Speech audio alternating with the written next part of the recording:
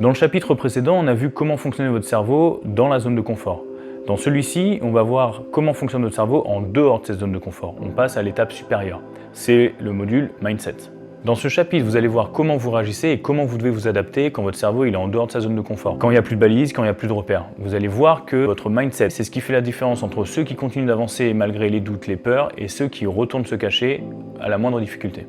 À partir de maintenant, vous allez découvrir que la peur c'est normal, le doute c'est normal, et que l'abandon c'est pas forcément la meilleure option. L'inconnu, c'est pas un mur, c'est juste un chemin que vous n'avez pas encore exploré. Ce qu'il faut comprendre, c'est que vos croyances créent votre réalité. Descartes disait « je pense donc je suis ». Et on pourrait même aller plus loin en disant « je pense donc je deviens ». En fait, une croyance, c'est une pensée répétée à laquelle vous allez finir par adhérer. Et une fois que vous y avez adhéré, votre cerveau, il ne va pas vous montrer la réalité, il va vous montrer votre réalité, basée sur ce que vous croyez déjà.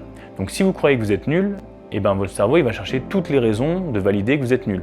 Si vous pensez que vous êtes capable, votre cerveau, il va également aller chercher toutes les raisons pour lesquelles vous êtes capable. C'est ce qu'on appelle le biais de confirmation. Si vous pensez que vous êtes nul, vous avez raison. Si vous pensez que vous pouvez, vous avez aussi raison. C'est un peu la métaphore des deux loups. On dit que vous avez deux loups en vous, un bon, un mauvais. Un qui va croire en vous, qui sait que vous êtes capable, et un qui a peur, a des croyances limitantes et des pensées négatives. Et en fait, le loup qui va gagner, c'est celui que vous allez nourrir, tout simplement. Les pensées, c'est les mêmes choses. En fait, votre cerveau, il fait ça par souci d'économie d'énergie et pour se rassurer. On est toujours dans le mode survie, en fait. Et donc il va chercher l'économie d'énergie, la cohérence interne, le confort émotionnel et le renforcement social.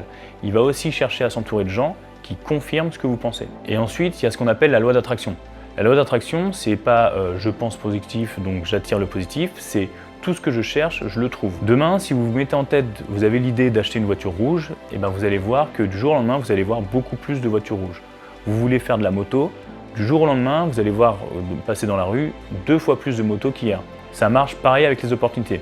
Si vous pensez que c'est possible, si vous pensez que vous pouvez y arriver, vous allez voir du jour au lendemain beaucoup plus de portes ouvertes, beaucoup plus d'opportunités, beaucoup plus d'options. La loi d'attraction, elle a aussi un autre aspect, c'est que toute idée que votre cerveau émet est réalisable. Par définition, pour émettre une idée, votre cerveau il est obligé d'aller chercher dans vos connaissances, dans vos compétences et dans votre potentiel.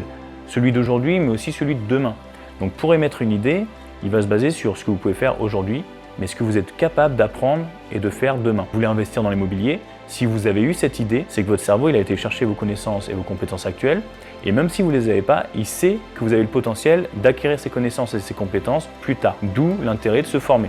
Aujourd'hui, vous avez peut-être eu l'idée d'investir dans l'entrepreneuriat, de faire de l'immobilier, d'investir dans la bourse, et cette idée elle est venue parce que votre cerveau il savait que vous étiez capable.